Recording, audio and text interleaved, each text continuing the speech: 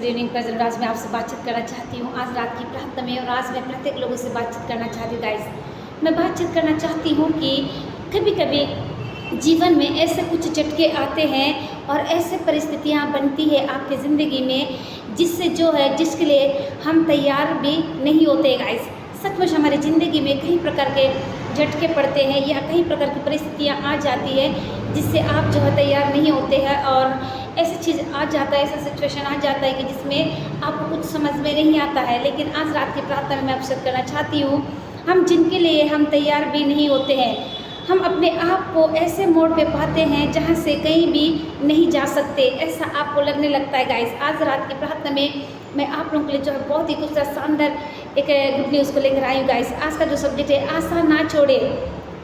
हम देखते हैं कि कई लोग जो है ऐसे मोड़ में आ जाते हैं जहाँ पर कहीं से भी वे आगे बढ़ नहीं सकते, जा नहीं सकते।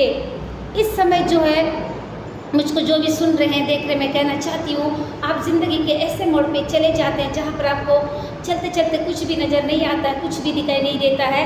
आप ज़िंदगी के ऐसे किनारे मोड़ पे आ जाते हैं जहाँ पर आपको डिसीज़न लेना भी बहुत मुश्किल हो जाता है कि आप आशाहीन परिस्थितियों में आ सकते हैं, या आपकी नौकरी हो सकता है, व्यवसाय या शिक्षा, घर, विवाह और परिवार की परिस्थितियों से जो है हो सकता है।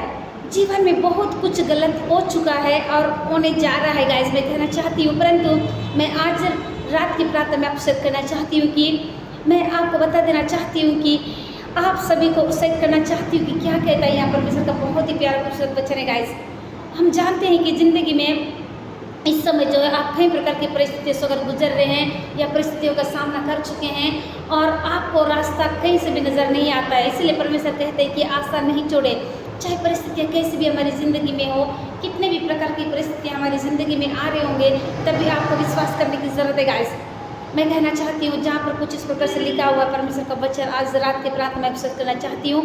आइए आप मेरे साथ में निकाल लीजिए 1 कुरिन्थियों के 13 का 13 पद में, जहाँ पर कुछ इस प्रकार से लिखा हुआ है, अब विश्वास, आशा और प्रेम ये तीनों स्थायी है और इनमें सबसे बड़ा प्रेम है। आमीन। गाइस, हम यहाँ पर देखते हैं कि परमेश्वर का वचन बहुत ही खूबसूरत तरीके से गाइस आज रात की प्रार्थना में आपसे बातचीत कर रहे हैं। क्या कहते हैं कि आशा से हमारा आशा रखना बहुत आवश्यक है। गाइस, आशा से ही हमारा अर्थ है कि जिस बात की हम अपेक्षा करते हैं, जिस बात को हम विश्वास करते हैं कि हाँ ये मेरे लिए हो गया है या ऐसा हो जाएगा, तो आपको उस चीज़ पर विश्वास करना है, आशा रखना है। गाइस, और उस पर आशा रखने वाले जो है उस पर चलते हैं, उस पर भरोसा रखते हैं, विश्वास करते हैं, और आपका स्वभाव जो है दिन प्रतिदिन परमेश्वर में बढ़ते जाना चाहिए। गाइस, अगर आप परमेश्वर के ऊपर विश्वास करते हैं, आशा रखें, तो आपको आशा रखकर चलने की ज़रूरत है।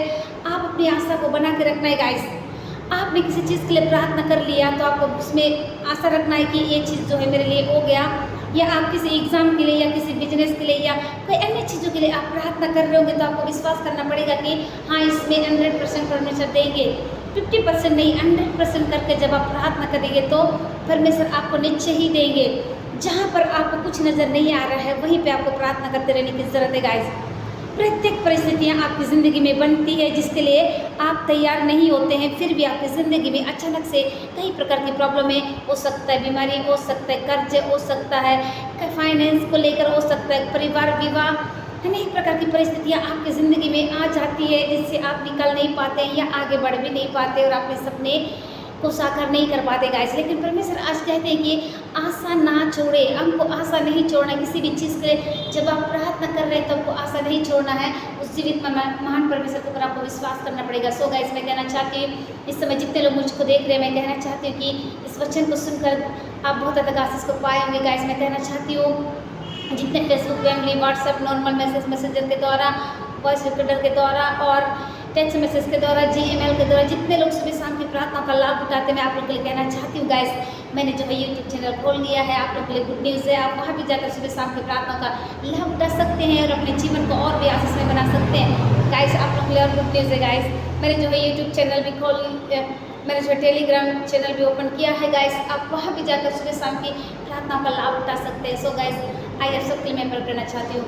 धन्यवाद, धन्यवाद जीवन के देने वाले सामर्थ्य में प्रभु यीशु मसीह, वाकई में आप हमारे बीच में चल फिर रहे प्रभु। इस नए महीने के इस दूसरे तारीख के लिए, इस नए महीने के 1 तारीख के लिए हम धन्यवाद करते पिता जो आपने हमें दिया पिता। धन्यवाद यीशु मेरे खुदा मेरे परमेश्वर, सचमुच आप महान परमेश्वर, आप अति पवित्र है, अति पवित्र है पिता। एक नए महीने में कदम रखने के लिए धन्यवाद पिता। सुबह से लेकर अब तक संभल कर रख पिता। धन्यवाद हम जहाँ कहीं भी जाते आने जाने में सहायता मदद कर। इस समय जितने लोग बीमार हैं, परेशान हैं, तकलीफ में हैं, प्रभु उनकी सहायता करिए। इस समय कोई बेटी बेटा अपने इंटरव्यू की तैयारी कर रहा है, अच्छा इंटरव्यू जाने के लिए सहायता करिए। इस समय कोई प्रेयर लाइफ से दूर है, इस समय कोई पाप और बेविचार में फंसा हुआ अच्छे से बाहर निकालिए पिता। धन्यवाद करते पिता। इस वक्त पिता आपके 10 लोग जहाँ कहीं सेवा के लिए जाते हैं उनका आने जाने के लिए सहायता मदद करिए। इस वक्त पिता मैं और मेरा घराना मिलकर आपकी सेवा करने वाले उस के सारे बातों में हम आपको देते हैं। यीशु के नाम से इस विनती को मांगते हैं, दया से सुने और कबूल करिए। आमीन।